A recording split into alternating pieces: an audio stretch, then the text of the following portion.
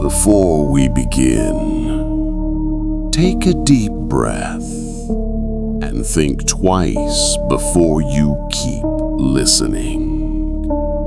Because what you're about to hear isn't just a story. It's a recording from something called Experiment 708. An experiment no one ever left with their mind intact.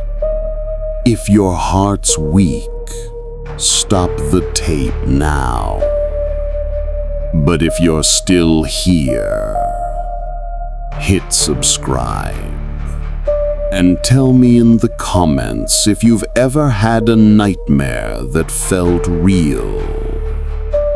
Because after this story, you might not be able to tell what's dream and what's real anymore. This is the story of John, the man who blinked, and that blink was the last normal thing in his life. John woke up with no memory of falling asleep. Gray walls surrounded him. The floor was empty, and the silence was suffocating.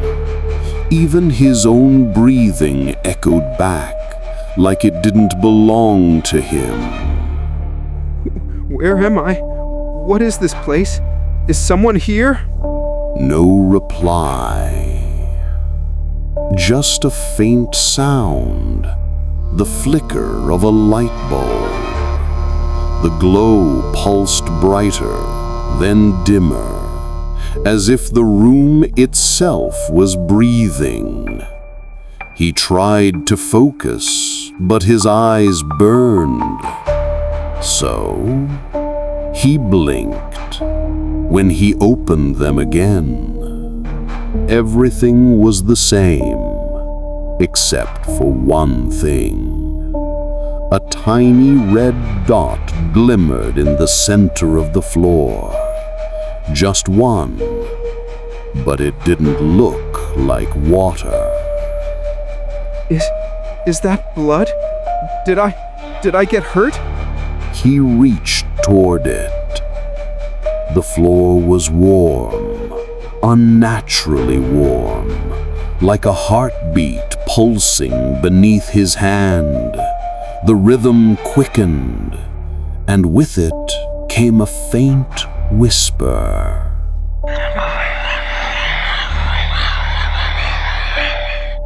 Someone's there.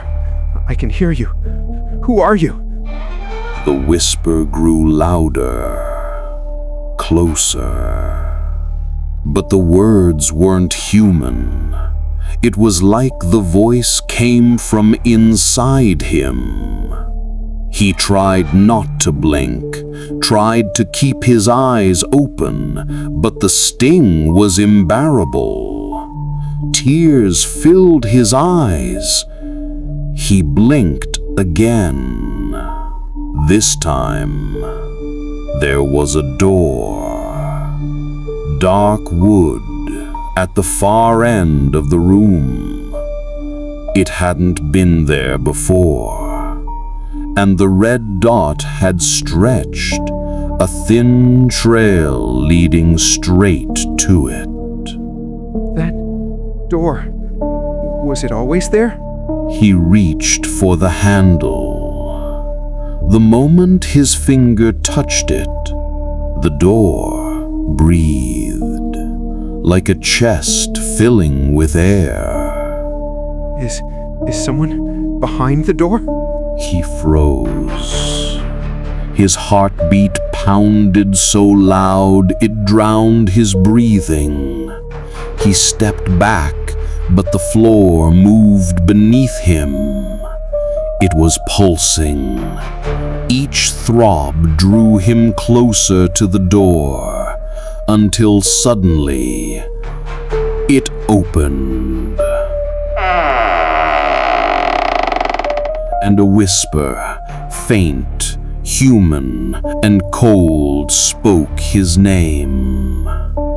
And against his will, he blinked again. When he opened his eyes, everything was gone. No door, no blood, only the flickering light, and the walls had started to laugh.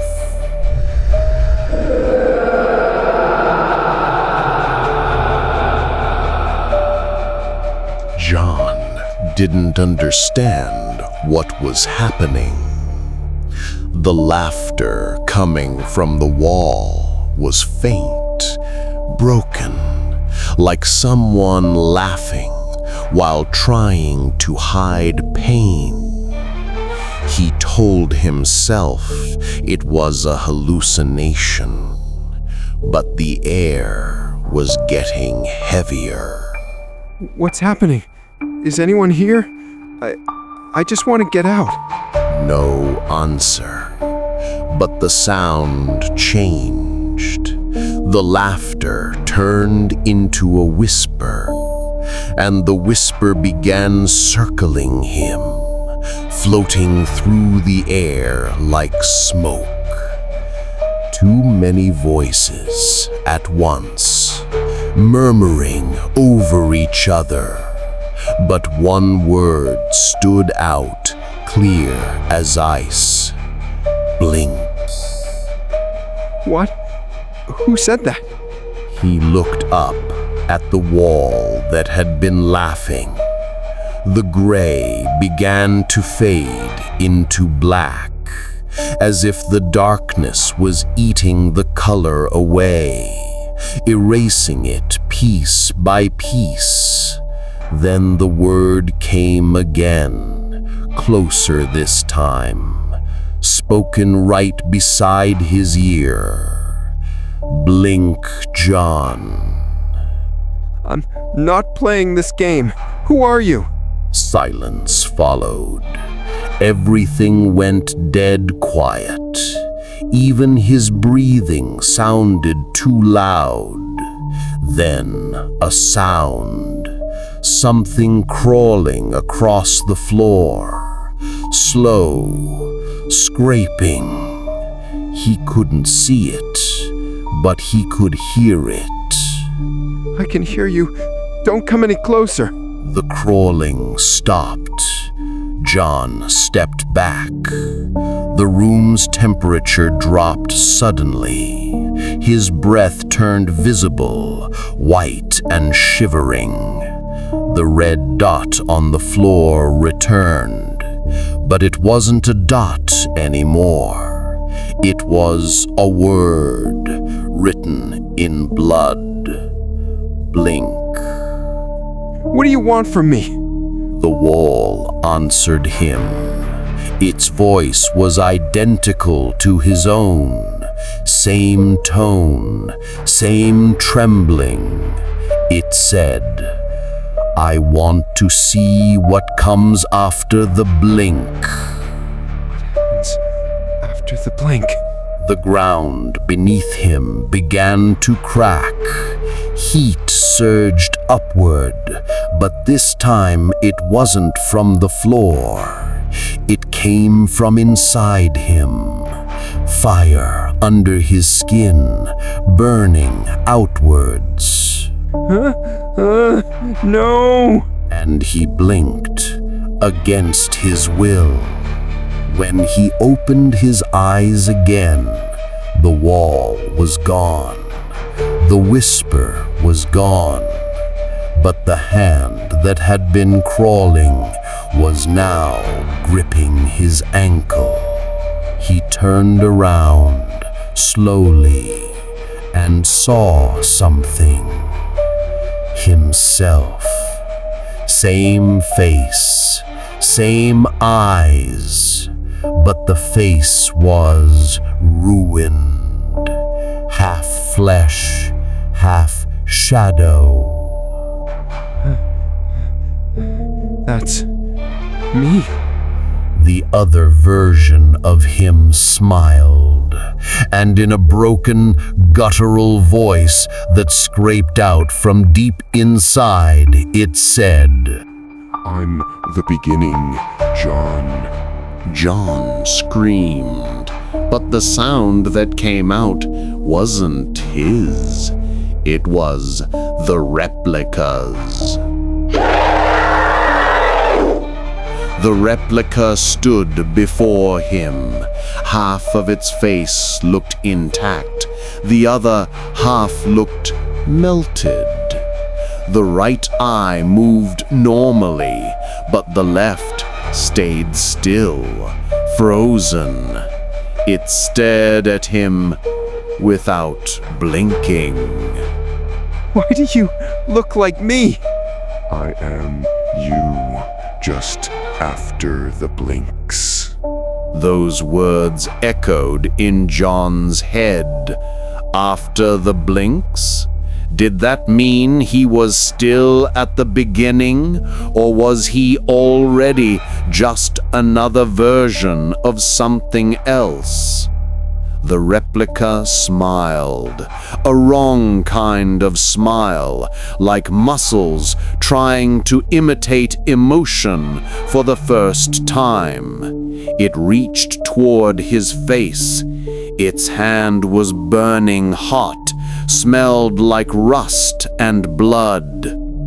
The hand touched his cheek, and for the first time, he felt his skin move, as if that hand was trying to peel his face away. His scream killed the light for a second, and when it flickered back, the replica was closer. Its face looked clearer now, more human, almost identical. Except for the smile, it never faded. He tried to cover his eyes, but they burned. The blink came against his will. He blinked. When he opened his eyes again, the replica was gone. But in the mirror ahead, there were two Johns. One was staring, the other was smiling.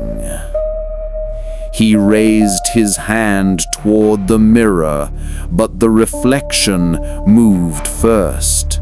And when his fingertip touched the glass, the hand inside reached out.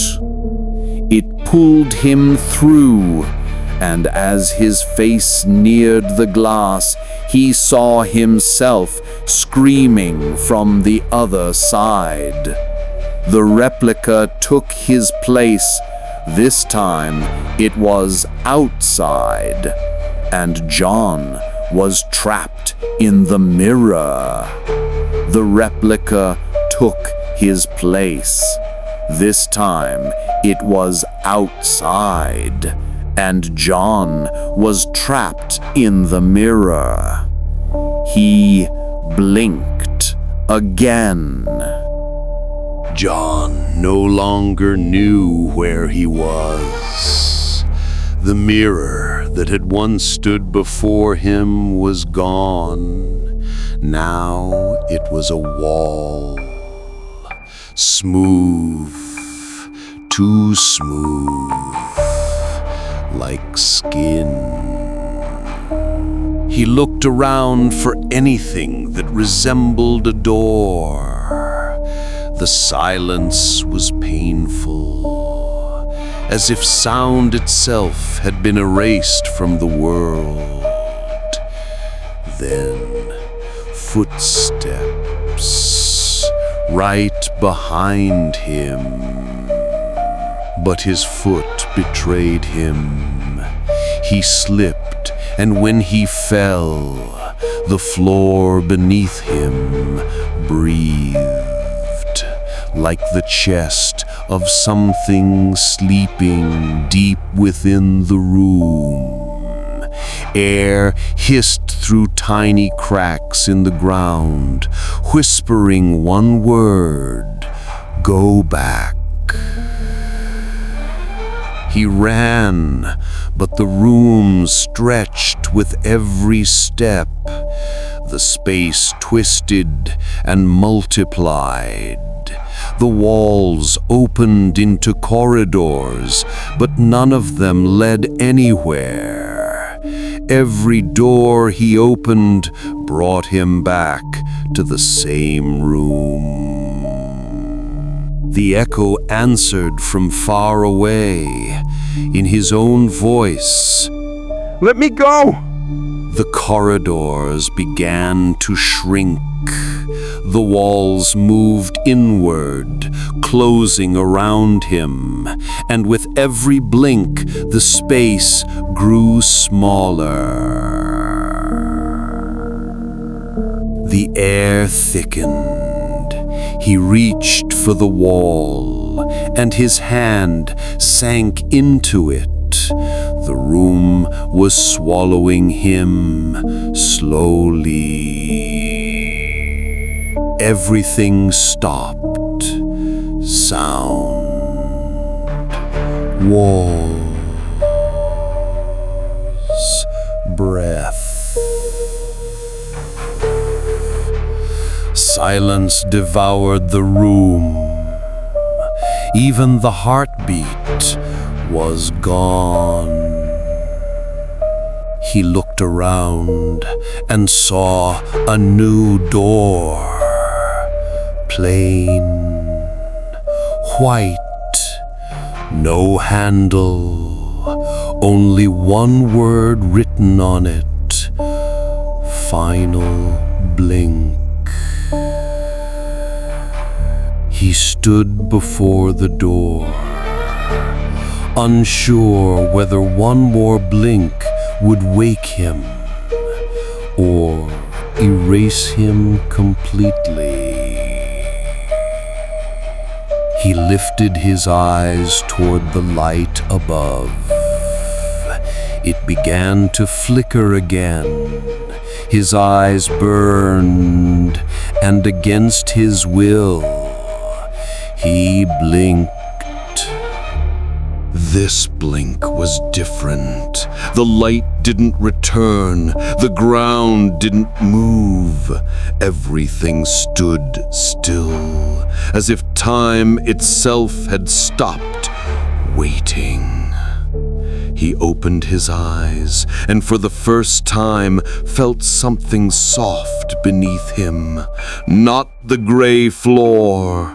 A bed, clean, white.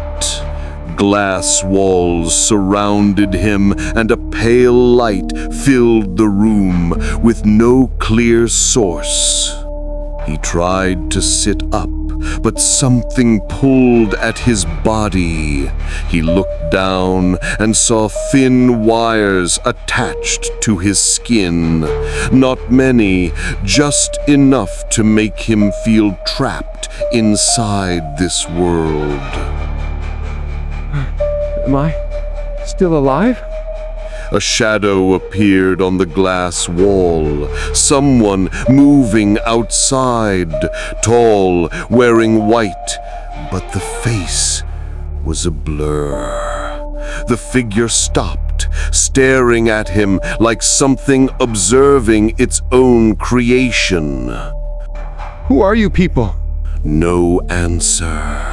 Then a faint electronic sound crackled from above, a voice, neither human nor mechanical.